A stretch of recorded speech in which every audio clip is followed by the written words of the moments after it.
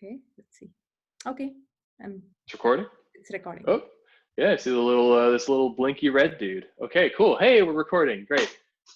Well, so for review, we're gonna blast through this review to play some catch up.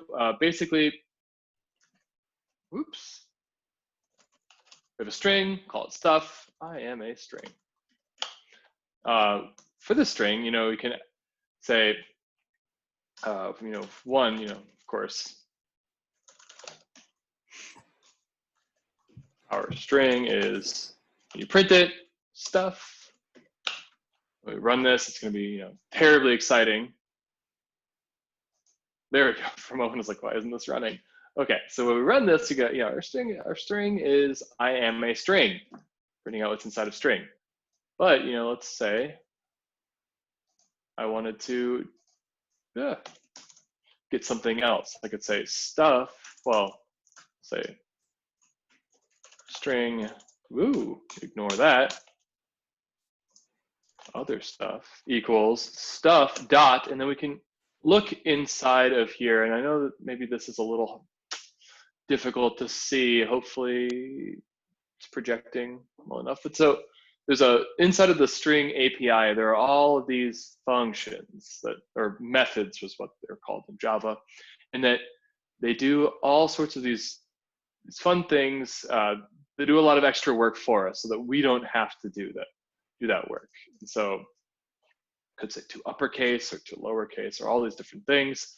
And then if we just as a quick, let's say system.out.print line, other stuff is, and then we'll say other stuff because we're very good at naming our variables. Hey, we said, all to uppercase, we get I am a string. We didn't talk specifically about uppercase stuffs last week, but as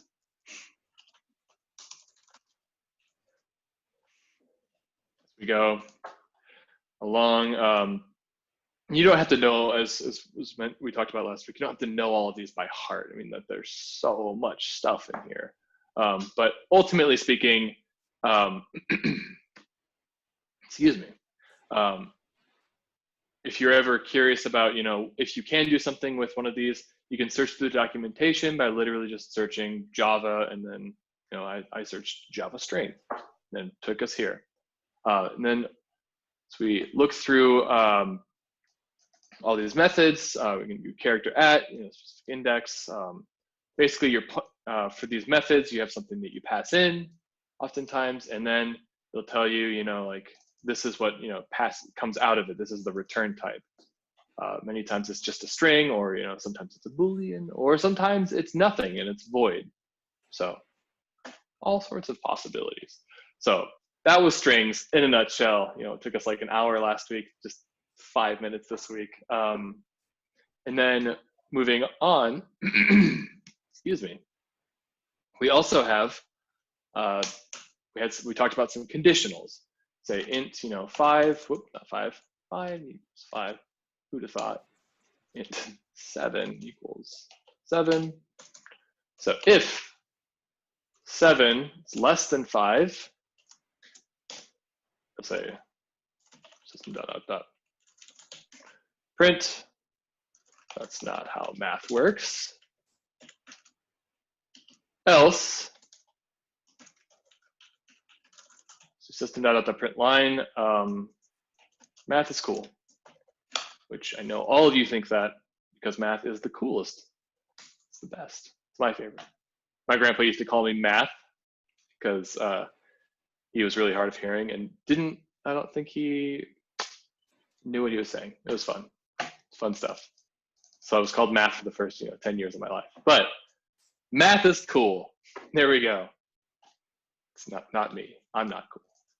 But so we've got this if-else conditional. Also, please write in the chat or I actually am not muted this time, so I'll hear you if you actually say anything. But please stop me. Just trying to go through this review as quickly as possible, so we can move faster through or get to the new stuff. So what's happening here is we're saying, is whatever's happening between these parentheses, is that a true or a false Boolean? And that what happens is this right here will resolve to some Boolean value, just a true or a false. It doesn't really matter, but basically whatever we put in here, we want it to be either true or either false. So you can say flag, cool. And that's how this ultimately works. And then we're gonna talk about some other things literally right now. But up to here, this is more or less where we got to last week. I mean, there was a lot more that we did, but this is the basics. Are there any questions?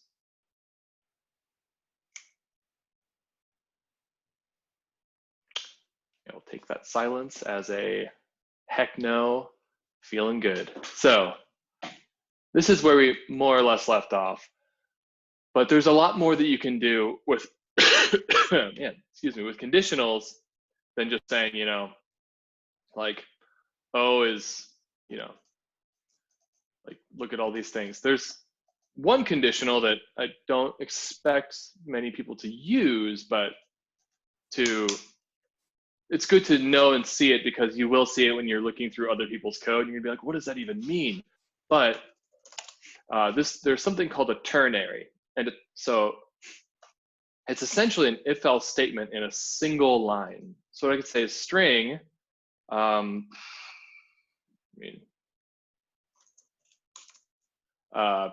the example in the notes that we have, say weather. So let's make another int temperature equals, I don't actually know what temperature it is outside right now. I haven't been outside yet today, but I'm gonna pretend that it's like 75. Then I'm gonna say weather equals, and so what if I want to set a variable to like one of two things?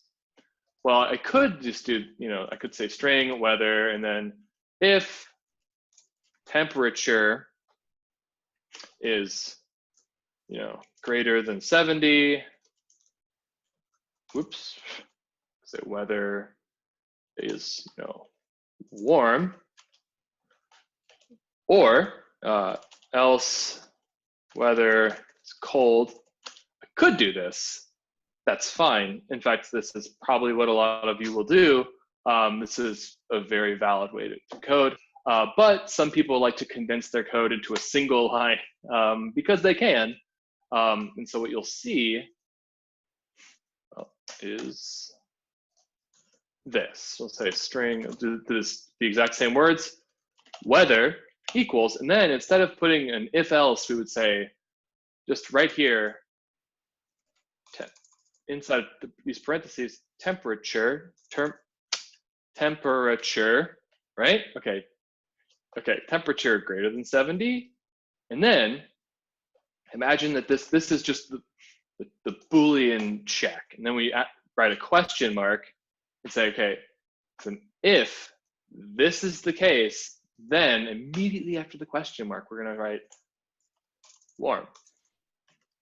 Then, because reasons, we write a colon. So then this other thing on the other side is our else. Then we say cold. And then we have a, this is essentially an if-else statement in a single line, which is kind of cool. But if you're not used to it, it can be really confusing. I remember when I was first learning programming, I came across this, and maybe I missed that day of class. I remember seeing this on a test and getting this question wrong because I had no idea what that meant. But ultimately speaking, if you see a question mark, it's probably a conditional. It's like, huh? Where do I go? Warm or cold? And then turns out it's just based off of this. So if this is true, ooh, hey now, got those updates. If this here bit in the parentheses is true, then we move to this first one and say, okay, cool. Whatever's here, we're going to assign that over here. but if whatever's in these parentheses is false, we move over here and then assign cold to that variable. So that is a ternary. Ternaries are cool. It's, as of now, just really a style thing. Some people use them a lot more than others in functional programming, but Java is not really a very functional programming oriented language. So do whatever you want. So moving on from there, we have some logical operators. I think we talked a little bit about this, just maybe touched on it a bit last week, but we're going to really hammer home on it right now because we need to. Logical operators are these crazy cool things to where you don't always just have to say, you know, if temperature is greater than 70, or have, you know, other, like, you have to have multiple ifs inside of ifs if you want to check multiple things. You can do it all in one statement. So let's say we'll keep temperature, and if it's 75 degrees and, well, I don't know, say,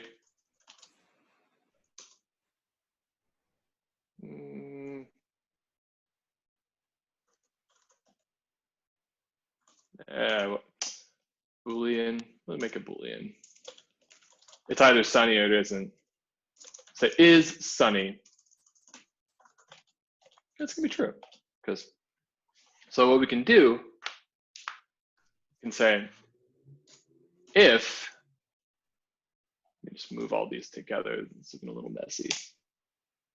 Okay, so if temperature, right, okay, is greater than 70 and is sunny equal to true, then print line, I'm gonna go for a bike ride. So we use this and here. This is a logical and, which basically means that both of the things on each side of this and have to be true in order for this whole thing to resolve to true. There are, when y'all go to college, or, you know, like if you take a philosophy, not a philosophy class, you can't do this in philosophy, but if you take a logic class, be it, you know, math or philosophy or computer science, there are people that spend years of their life in working with logic. It is logic. It's cool. It's very cool. We're gonna, you know, just talk about the basics and then move on because we've got so much to cover.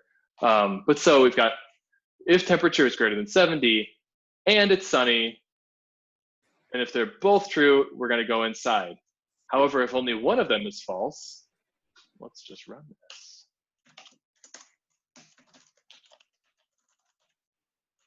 I'm not gonna go out. So let's just gonna comment out this whole thing. There we go. So, whoop, still need temperature. It's helpful. So let's run this and say, I'm gonna go for a bike ride because temperature is 75.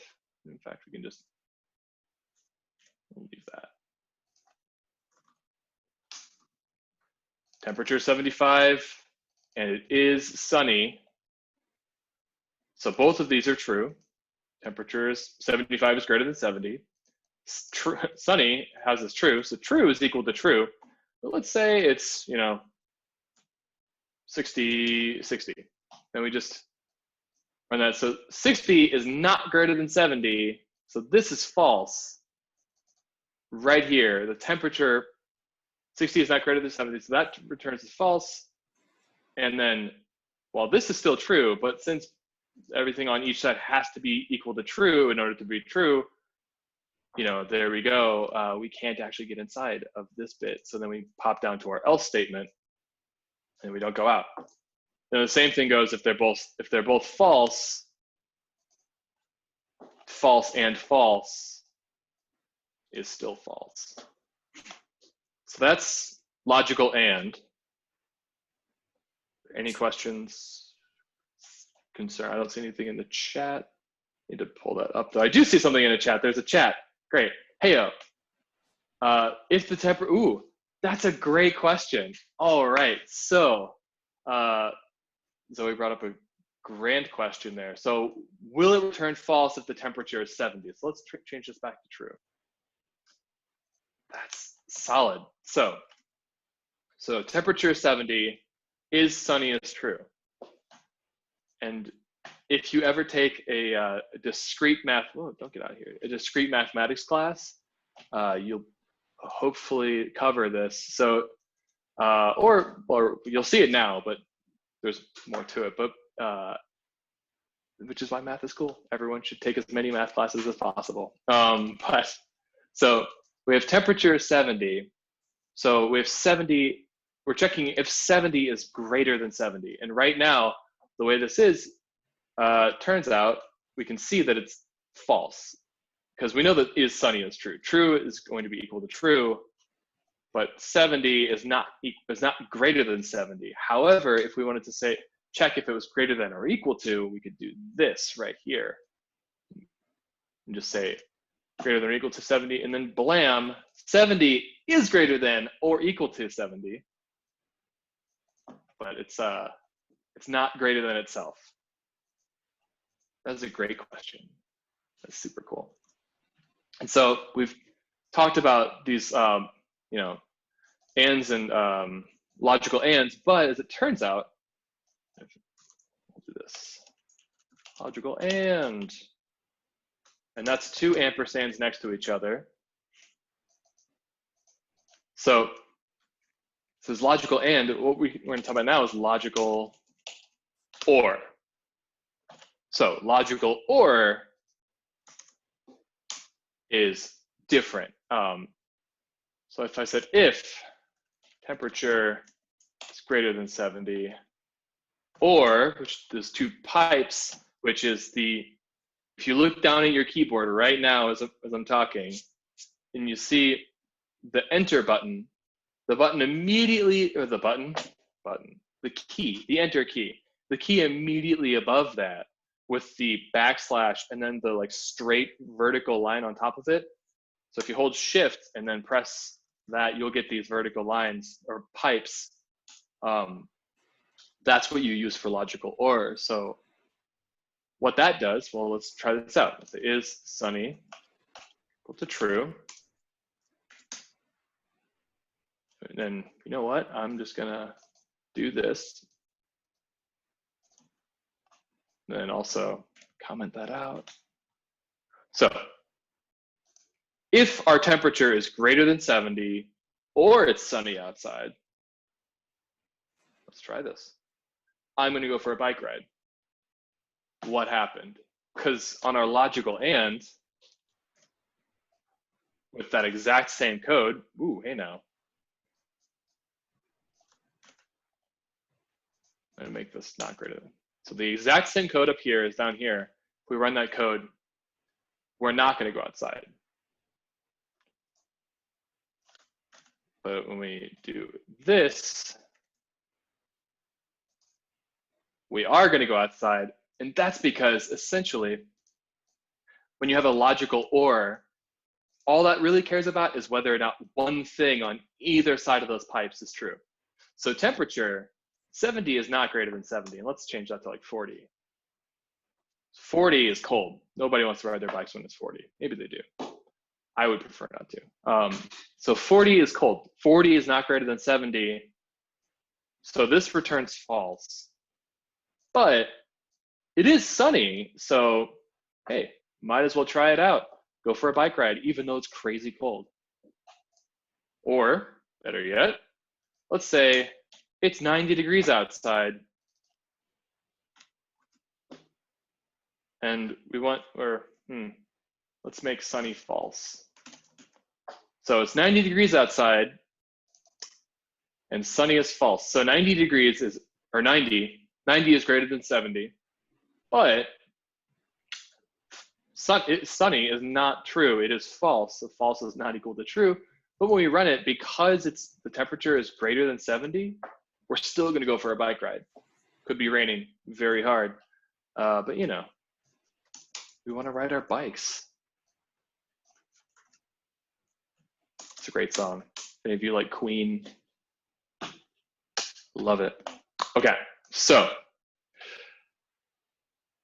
that right there, these are the kind of the basics of these of logical operators. There is one thing. So you might be wondering, like, okay, well, what if I wanted to test a bunch of different things? You could write, you know, an if-else.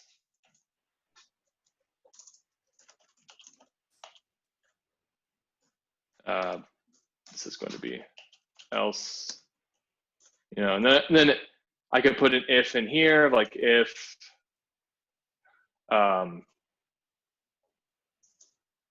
23 is greater than 57. I don't know why I would do that, but could. This starts getting really gross real quick because you have all these these are called nested if else's, and you can totally do it, but and oftentimes you'll need to do something like this, but writing your code like this is a little difficult to read and kind of rough looking, because if, you know, we'll just say is sunny. True, else. And then here you can have like if weather equals warm. And it starts becoming this, you know, curly brace mountain of doom. Nobody wants that. So how do you get around that? That's where we'll say we have these nested if else's, or we really just say if else. So or if else if. So if temperature is greater than 70, or else if, let's say if temperature is, well, I don't really care about temperature anymore. It's either greater than 70, or, you know, we'll say, you know, temperature is greater than 50 and is sunny is equal to true. Else if temperature is greater than 40 and is sunny equals false, not flays.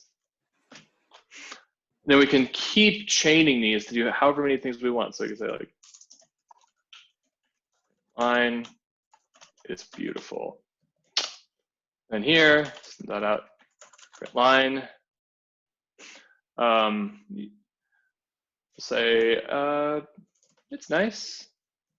Also, always remember your semicolons. Then system.out.println.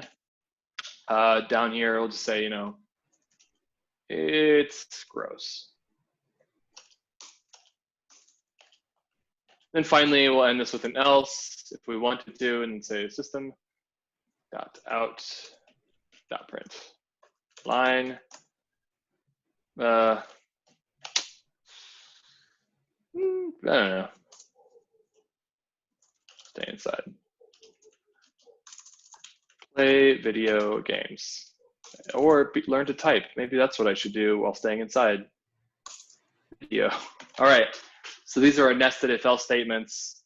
And there we go. All right. So finally, you can do this. We can also have something called a case statement, or a case statement, a switch statement. Ugh. So it is if else's, or basically you're just making sure that you're catching all these potential conditionals that you want to catch. You know, a good example of this would be, say, int grade equals 83. Then I say grade is greater than 90. If a grade is greater than 90, I got an A. If a grade is greater than 80, I'll print out B. And we don't have to say greater than 80. Excuse me. I wouldn't have to say greater than 80 and grade is less than 90. I could do that, but because we already checked if the grade was greater than 90, we don't really have to do this part right here. We just say, you know what? We already checked that, doesn't matter. So then we could say, you know, grade is grade greater than 70. C, else, no, stay inside and play video games. So if we run that, B, 83 is not greater than 90, but it is greater than 80. So then we wind up with this B. But typing out all of these if-elses is a lot of work, right? Like that's pretty intense. What we could do instead is say, you know, switch. What are we gonna do? We're gonna switch on grade. So I want to do something based entirely upon what the value in grade is. So I'm gonna say switch on grade, then, oh man, excuse me. Did not drink enough water today. So switch on grade, what do? We have different cases. So I could say case, not colon, yeah. Case, you know, I'm gonna say,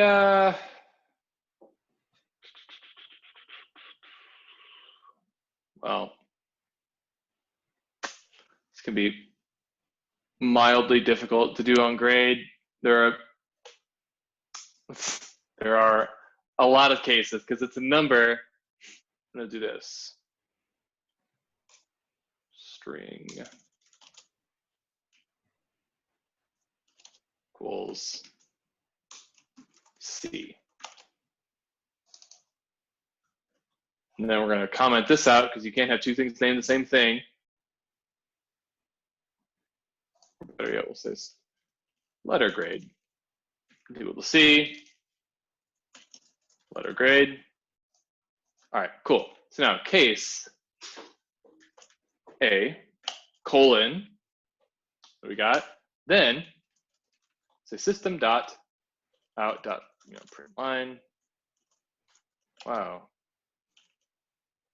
Cool job. No one says cool job, but now let's say case B,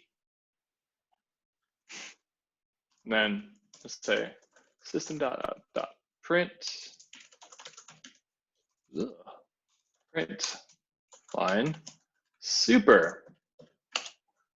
Maybe that should have been for A. Case C, system dot out dot print neat. And case D, system out print try again. And also, instead of typing L, we should type semicolon. So, and then finally, well, we'll start with this. Let's say that we had a, well, no, we're gonna say it right now. What if something didn't match A, B, C, or D? You could have F2. But there's also a default case. You could say, enter a better option because, so what if we wrote X? X doesn't exist in most grading scales, right? So I'm gonna play this and then something crazy is gonna happen. Whoa, we got neat, try again, enter a better option, all in one. Switches are awesome, very powerful, really cool for writing, you know, menus or switching on things like a letter grade. But the downside is there's a thing called fall through, and that if we have these switches right here, we'll, you know, say, okay, cool. I go to C, and then I print that out, and then I get to do everything else under it too. Sometimes you want that, but not really all the time. So that's why we want to write break. try this again. So now we only get neat, and what that break does is that takes us out of this whole code block and then sets us, puts the next thing to execute, or it moves to execute the next thing, which is after the curly brace. And ultimately speaking, we want to put that break after every single one of these. Well, so that's a switch. Questions on switch? How do y'all feel about switch? I like switches a lot because I think they're kind of fun looking. There's cases and breaks. Cool. Hopefully y'all already did all of this, you know, from last week's code that was all posted. But if not, that's cool too. That's why we're here. You know, not to learn on your own, which is fun, but it's also very hard. So with all of that, oh no, come on, buddy, where'd you go? Not what I wanted. Let's do a Kahoot, because everyone loves a good Kahoot. And then I need to, where did you go? Ayo, cool.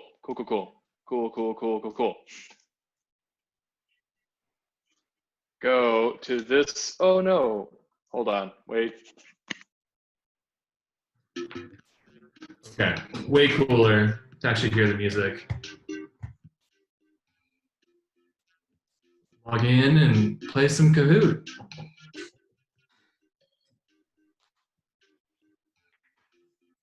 This is mostly a review on strings, I think almost entirely, but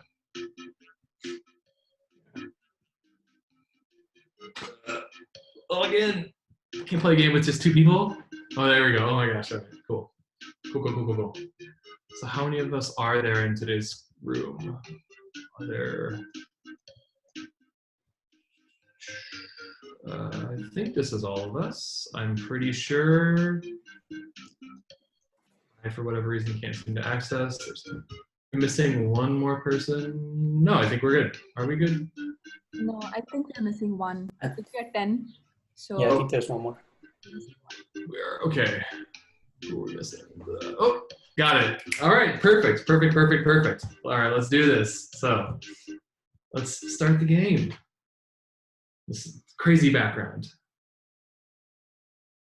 Ooh, all right. Ooh, what's the output? This is from week 1.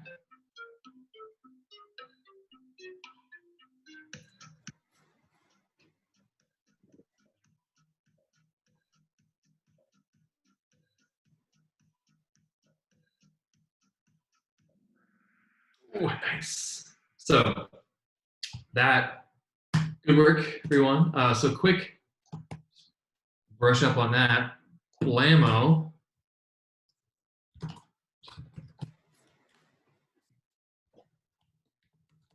That's the increment operator. Basically, if you have a plus plus before or after a number on a line,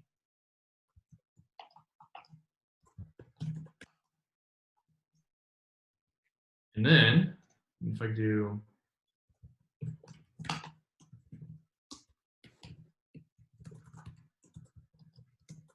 again, and then also have to print out the number, we run it, what do we get? Blam. Starts at 0, but then when we do that plus plus, it increments. Then as a quick note, does the same thing with decrementing, where it'll subtract 1 from it if we do minus minus instead of plus plus. But cool. Let's move on. Blam. Let's do it. Whoa. Nice. Ooh. Ooh-wee. Can you think of any of those string methods that we saw that took in more than one parameter?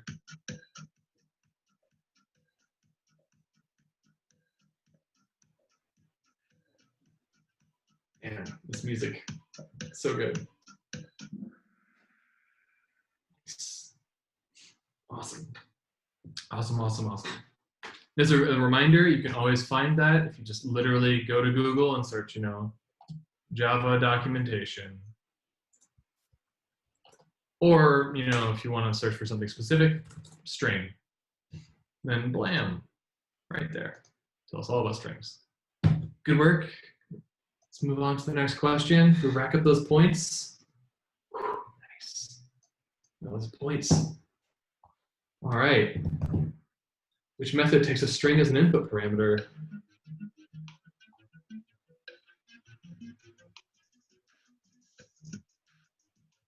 Input, remember that.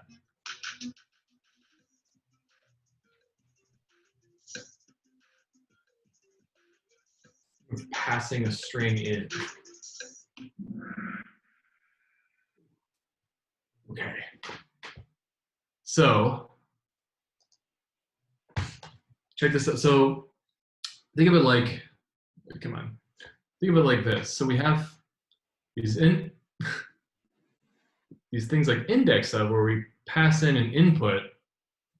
So here is an int or a character, or really you can pass in a string, these, and then what they return is the next question. So let's give this next one a go.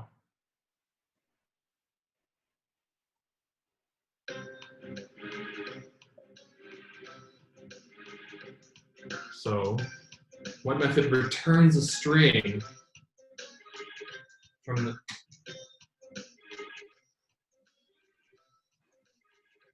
pick anything, pick anything. Okay. Oh, nice. Okay. All right.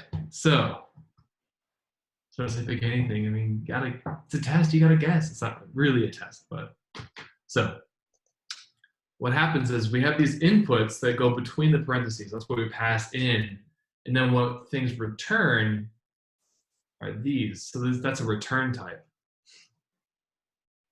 What we've been working with mostly, having things that return strings with the string API, but you can return anything if you put your mind to it. When you're writing your own methods, that is. Nice. All right, and then final question.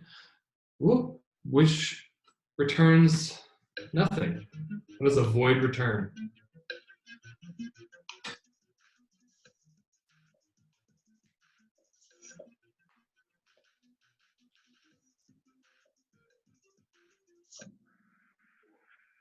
Sick. So this guy has a void return because it's right there. So we have to say public and void, so we're not going to return anything, and then get characters or get chars.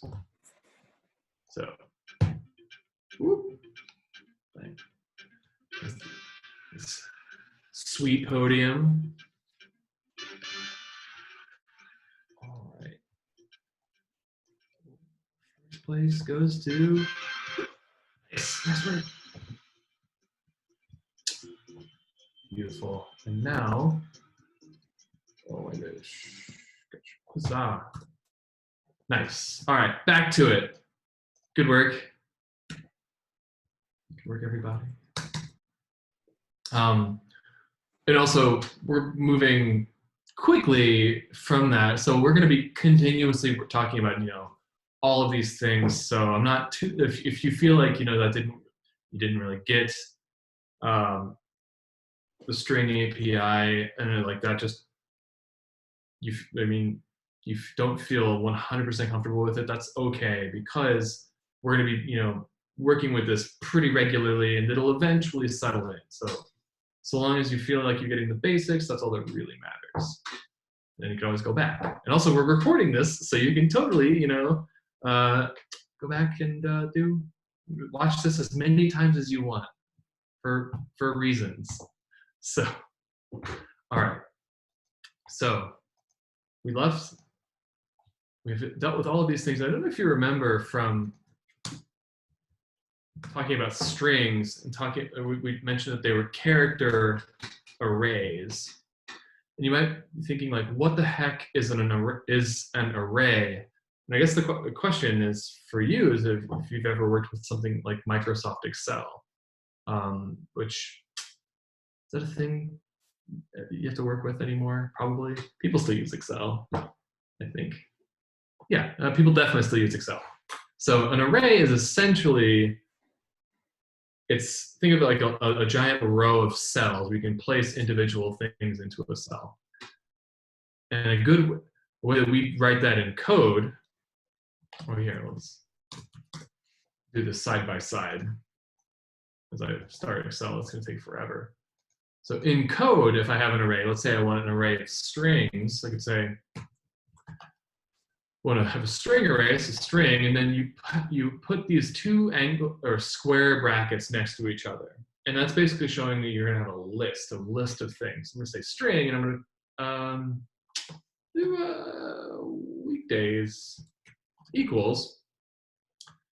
And then this, we're writing right here, this is a way to implicitly create an array. So I can say weekdays equals, then Monday, comma, Tuesday, comma, Wednesday, comma, I should have chosen a smaller, Thursday, Friday.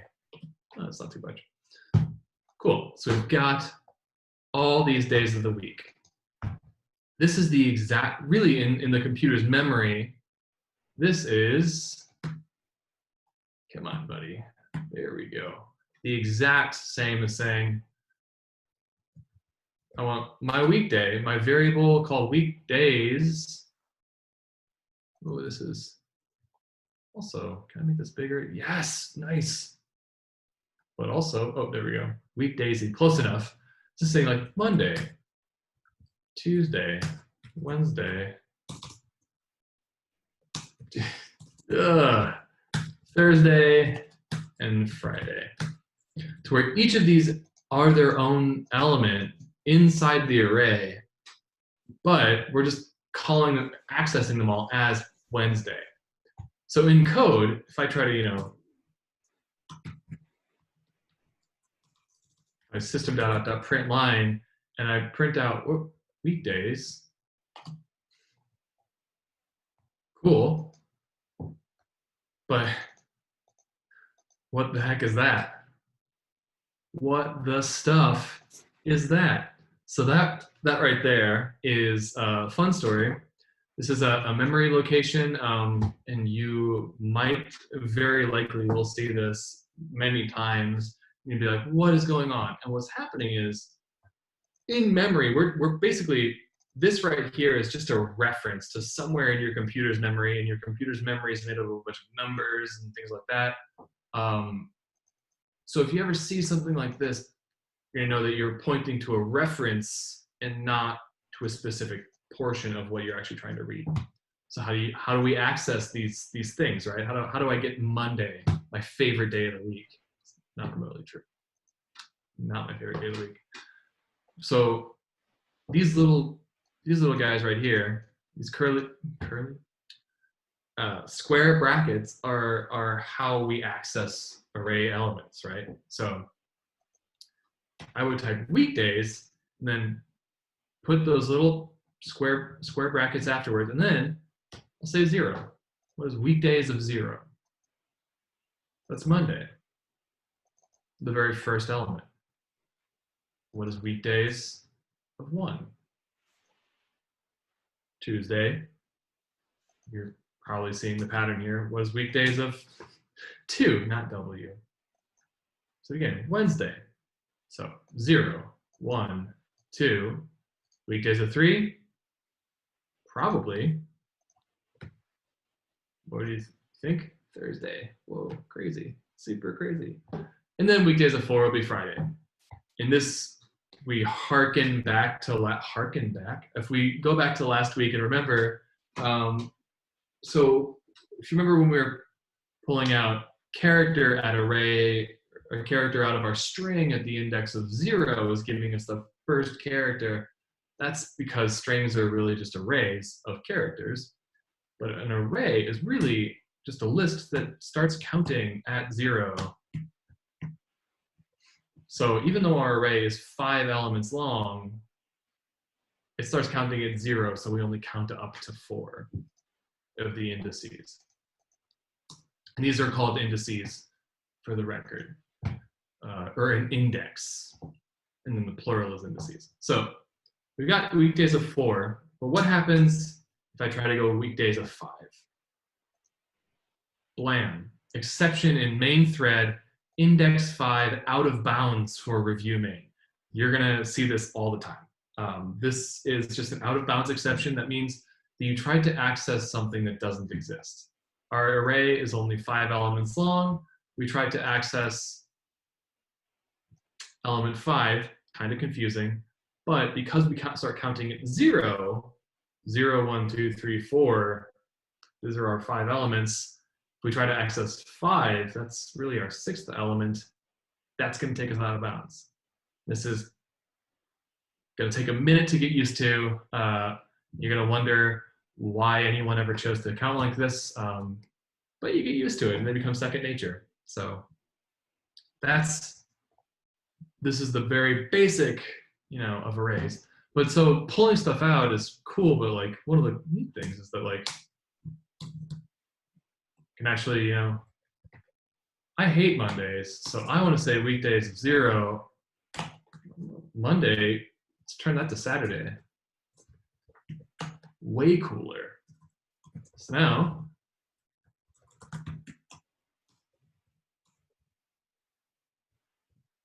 I actually try to access it.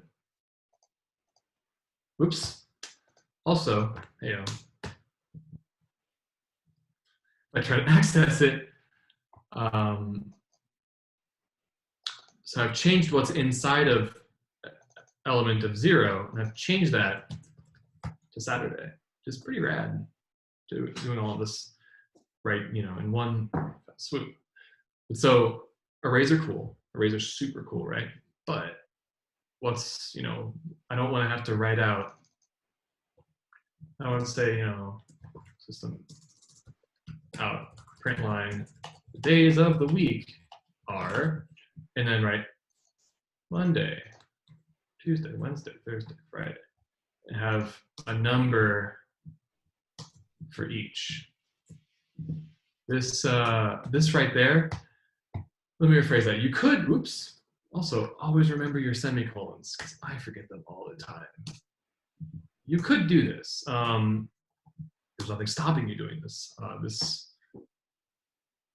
This works just fine, but you don't want to constantly have to be copy pasting your code and then just changing one thing. And also, like, you don't want to have to take the time and effort to debug it when you can do something much, much quicker. What's the one thing in here that's changing?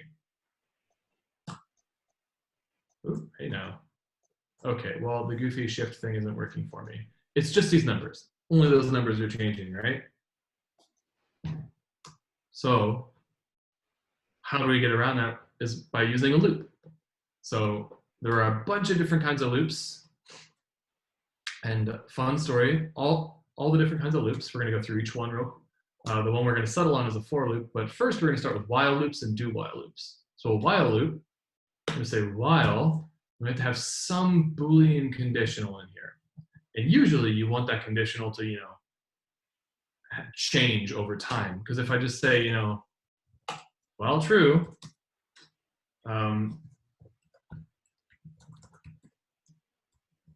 neat. And then also, of course, I want to see how many times I'm printing neat. So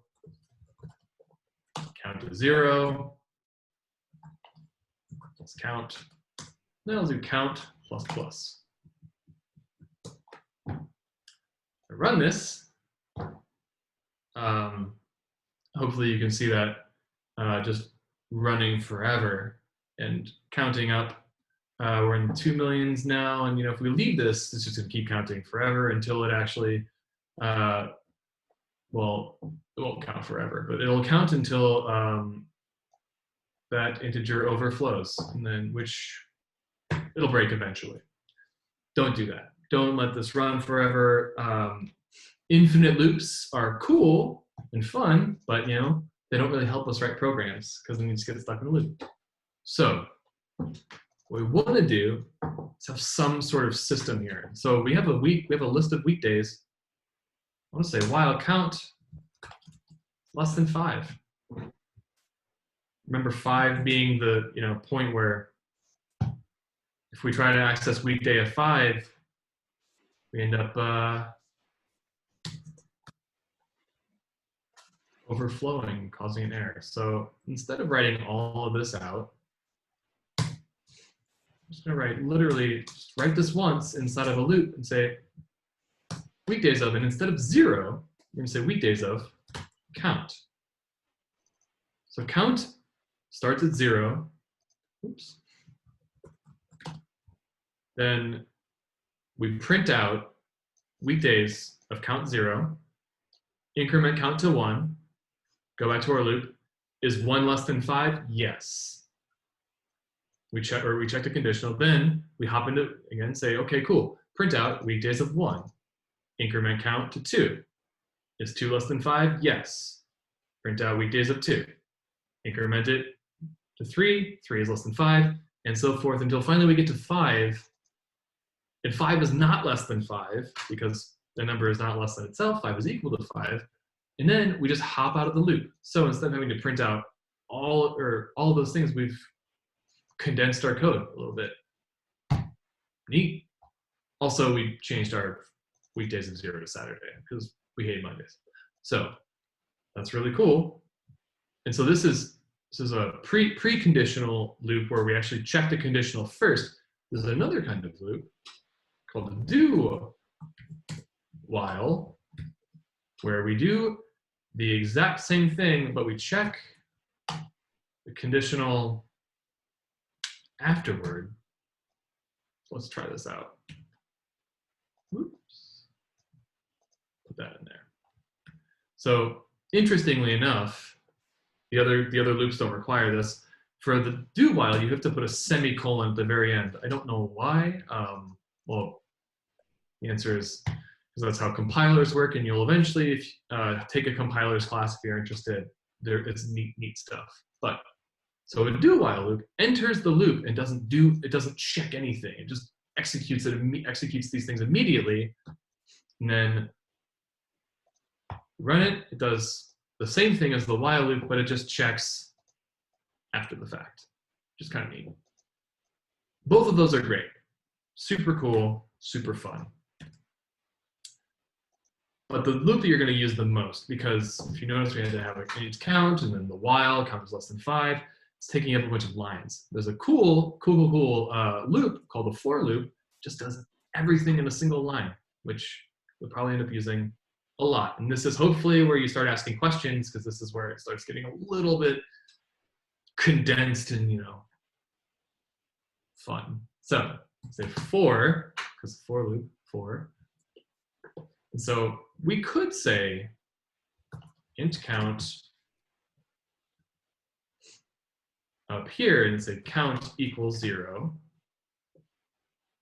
But you want to keep your code, condensed for fun, or say int count equals 0. We're going to make our first declaration. So this is the very first thing that happens in the code. Then we want this loop to run until count is less than 5. And then at the very end of the loop, we want our count to increment. And then we put whatever the heck we want to happen inside. So I'm going to say system.out. Why am I retyping all this when I can just snag it and then uncomment? So now, instead of having these 5 lines of code, we only have 3 lines of code. One of them, really just only being a curly brace. So we run this, blam, did the exact same thing. So how this works is we enter into this loop and we instantiate count. We say count is 0. Then we check our conditional. Is 0 less than 5? Of course, yes. We execute what's inside the block, and then we move to this part that happens at the very end, and we increment count by 1. Then we go back, check count. Is count, which is now 1, less than 5? Hopefully I'm beating a dead horse here, but then we execute what's inside. Then we increment count again to 2. 2 is less than 5, execute. Increment 3. 3 is less than 5, execute. increment 4 all the way to 5, and then once 5 is, once this receives false at this bit right here, then we kick out again. Okay, so that was the basics of loops. Just so quick we went through it. Hopefully all, I think most of you know, have worked with loops before. Can we record the rest of the lesson? Your computer is absolutely. So we're already recording this whole lesson, so it'll be posted. There should be a link posted in the Slack channel, Slack channel. We're gonna post it in Slack. Yes, so don't worry if your computer does run out of battery, we're good to go. We've got 12 minutes left anyway. So now, all right, we've got all of this. So imagine that you have an array. You don't want to have to remember every single time you're working with your code. I don't want to say oh shoot, I've got this I'm parsing through weekdays. I want to print out all the weekdays. I don't remember how many weekdays there are. Could say weekdays dot, and fun story, arrays have these methods that we can call dot length.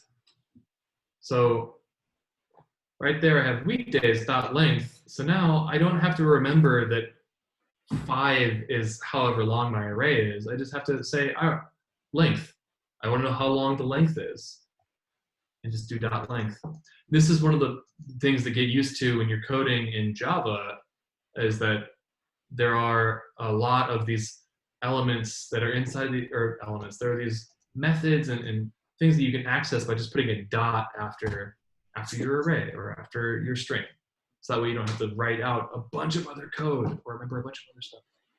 So now, okay, how does everyone feel? We have 10 minutes. Time goes by so quickly. How do y'all feel about this so far? You post in the chat or you speak. Love hearing voices, preferably not in my own head. Oh, got a thumbs up, dope. I didn't know that's how that worked. That's cool. Thumbs up.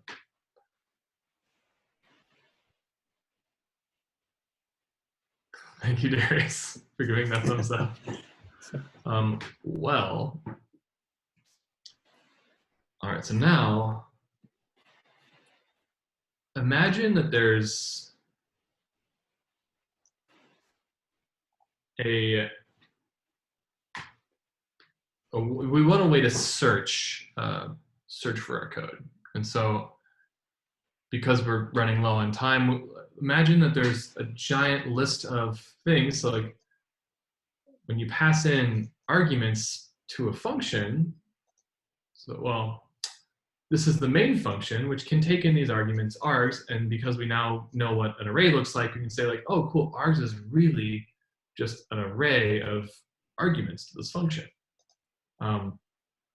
Imagine you wanted to search for something like that. And setting that up right now for Eclipse is going to take a minute. So we're not going to do it. We're just going to search weekdays because that's what we're going to do. If you want to write some sort of search method, what we can do, so instead of printing something out, printing stuff is great, but that's not really how coding works. So we want to search, we could write a function. So we could say if, I could say weekdays of, count is equal to some search value, right? Search value, which we haven't defined yet, so it's going to be underlined in red, so don't worry. Then we want to know whether or not we found it. So then we're going to have some sort of flag. I'm going to say flag equals true. So to define two things. So I'm going to say string search value equals Sunday. Is Sunday in our week? Maybe, we'll find out. Then we'll do Boolean flag true. Whoops, no, false. And at the very end, we're going to say print line.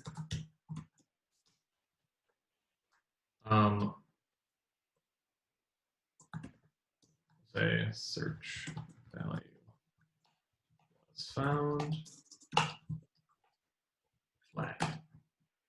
Cool. Oops. Also, typing, spelling, it's hard. It's very hard. So now, bland. Days of the week are, and then, oops, we don't really care about the days of the week anymore. Ignore that.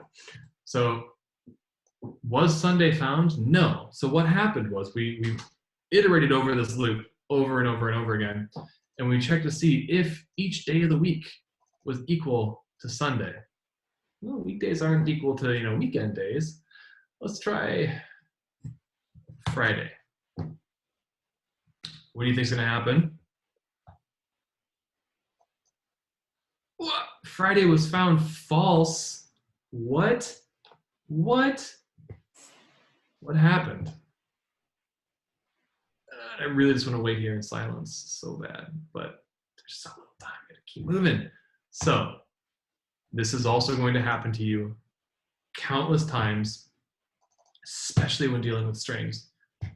So what's different is that we've got Friday, capital F, and Friday, lowercase f. So we want to make sure that these are both equal.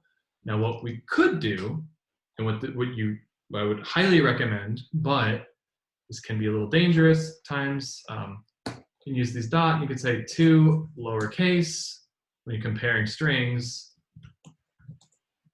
to sort of just make sure that both are lowercase and that they stay that way, so that when you're comparing them, you're not missing like, oh, I accidentally put a capital F for Friday and a lowercase f for Friday elsewhere.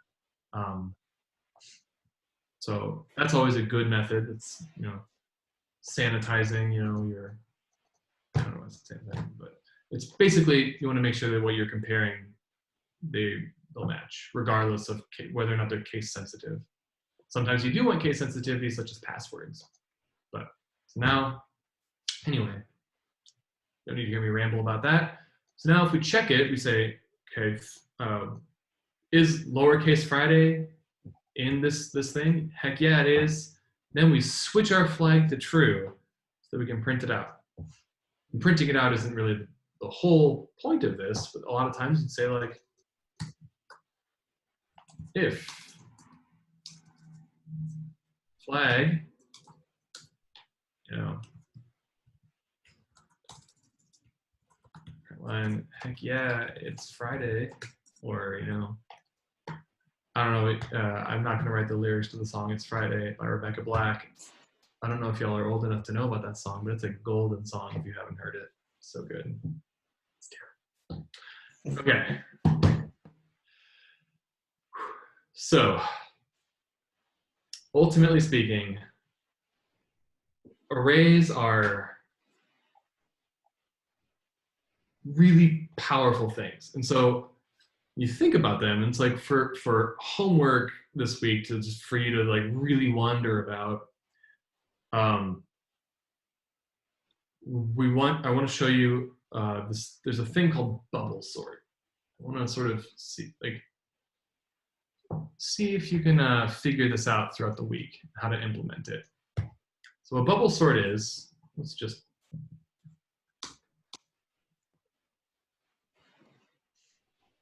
this will be posted in the channel too. So imagine we have an array where the elements are 1, 3, 9, 4, 6, and 2. Let's make this guy a little bit bigger. Come on, there we go. All right, so we want to sort this array, right? We want to, and a big portion of you know, like dealing with arrays is having to sort them first, so that way you can see, you know, like what's going on. So we want to sort this, and what bubble sort does ultimately is you say, you know, we're gonna take a loop, and we're gonna loop over the array and look at the numbers and say, you know what? Or first also, there, that's hopefully.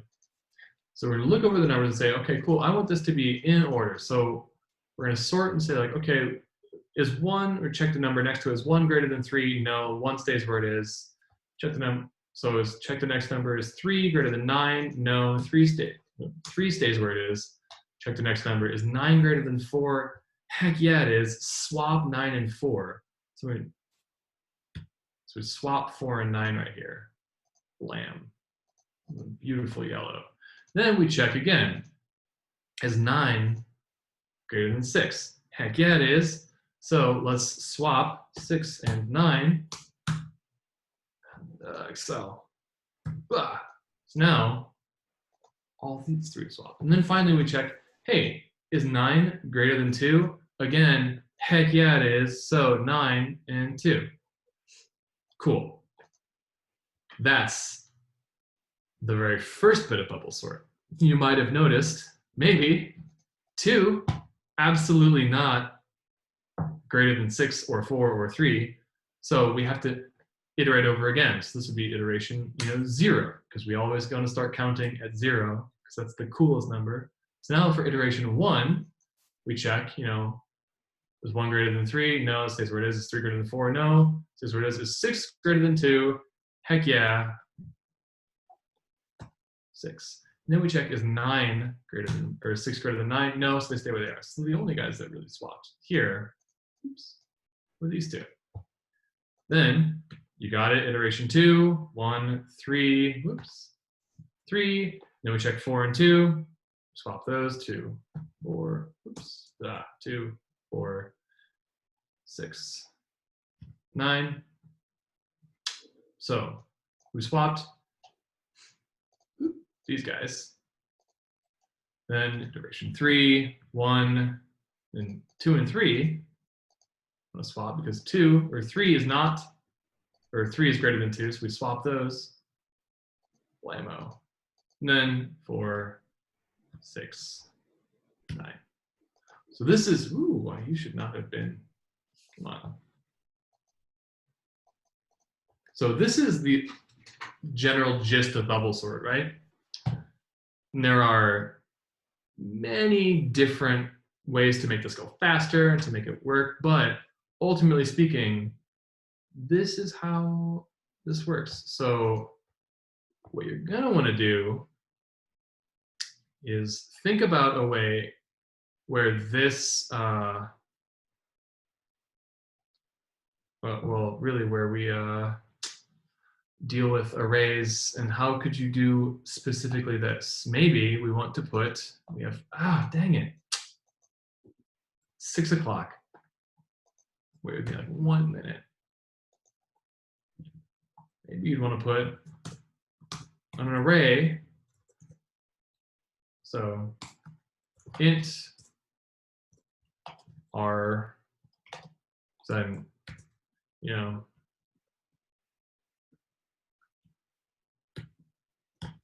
sure, whatever, doesn't really matter what we say.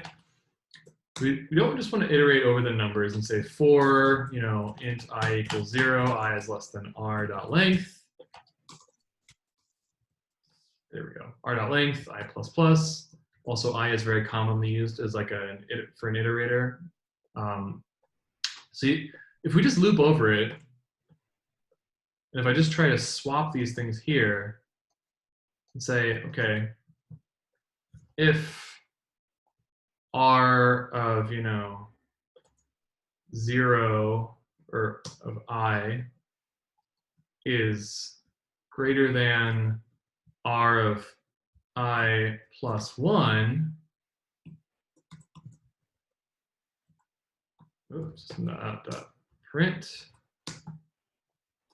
it's greater, doesn't really matter what we print, can do that, but, well, 2 things are going to happen.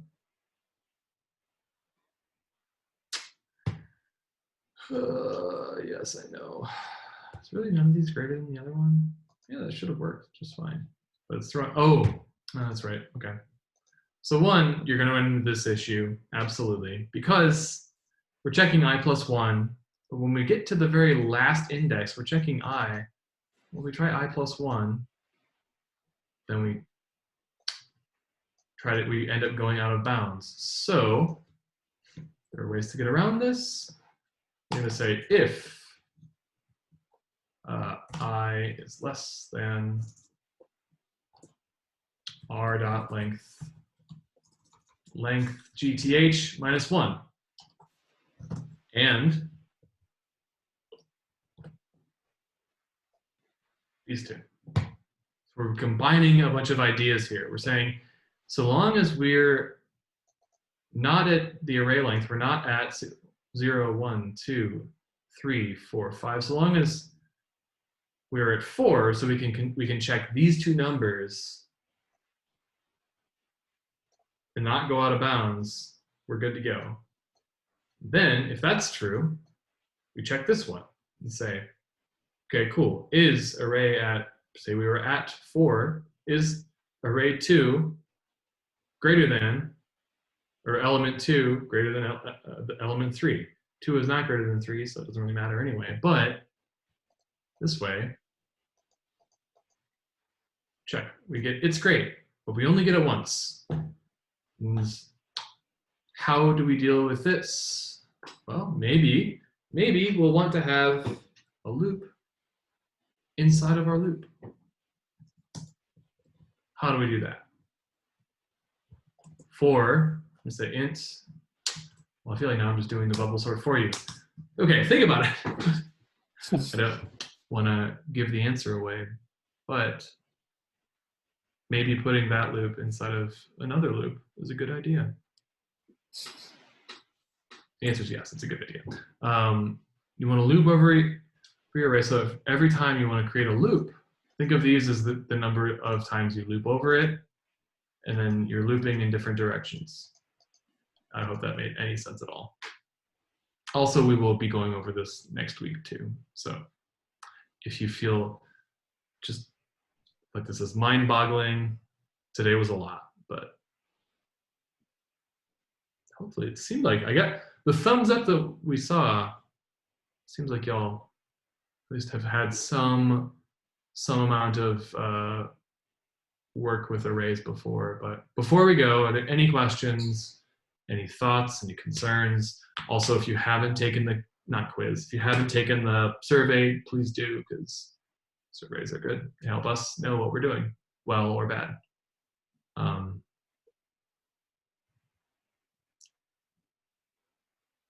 Thoughts, anything? It's so quiet, y'all are. Ooh. Okay. Won't run anything. Ooh, okay, well. When did this start? If hopefully only with arrays. But I will say with that, quote unquote class, or whatever we call this, is over. Thank you all for coming. And yeah, Supreet, let's figure this out. So, ooh, so you started a new project. Okay. So, can you share your screen? I can unshare mine. Oh, I guess we should stop recording. I will stop recording. Perfect. Thank you. No problem.